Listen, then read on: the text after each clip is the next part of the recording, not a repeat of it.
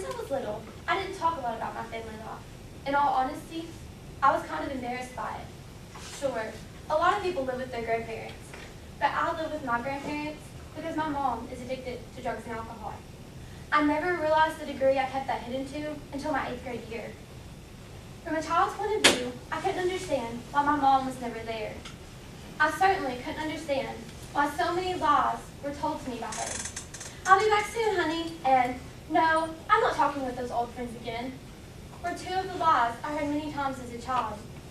These lies shaped me into a reclusive child and made me realize people with dependency on drugs and alcohol aren't focused on other people's feelings. They want just one thing, that next top.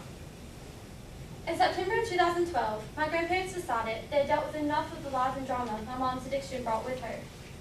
They went to this meeting called Nar-Anon, a place for family members of addicts. There they learned more about her addiction. They brought home this book. This book and the meetings that I finally did attend helped me to begin to understand why my mom acts like she does. As I've already stated, people with dependency on drugs and alcohol want just one thing, that next top. What if an addict used the 4-way test, though? The first question of the 4-way test, is it the truth, is a difficult one for an addict to ask themselves. As Robert Brottelling once said, every lie is 2 lies. The lie we tell others and the lie we tell ourselves to justify it. Daily, addicts lie. They lie to those around them, family, friends, strangers. They even lie to themselves.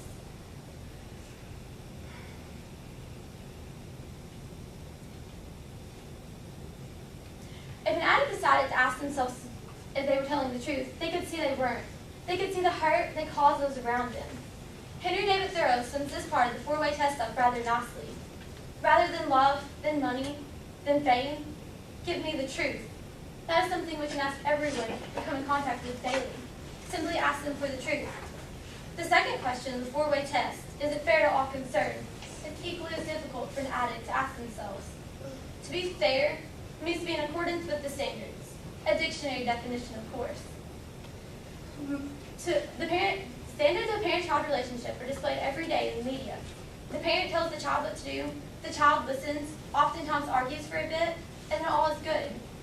That's not how it was for me, though. My mom wasn't concerned with being a good parent.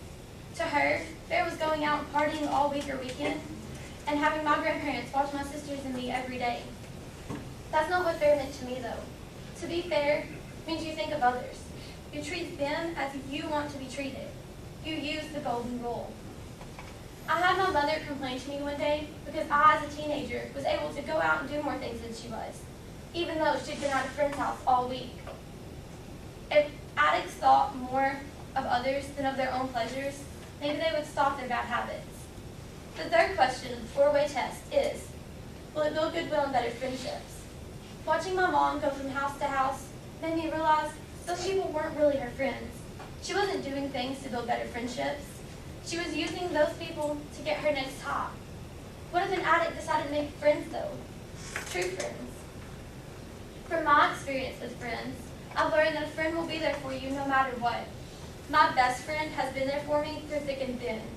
If an addict decided to make friends, true friends, they could have someone there to hold their hand through the rough process of getting clean.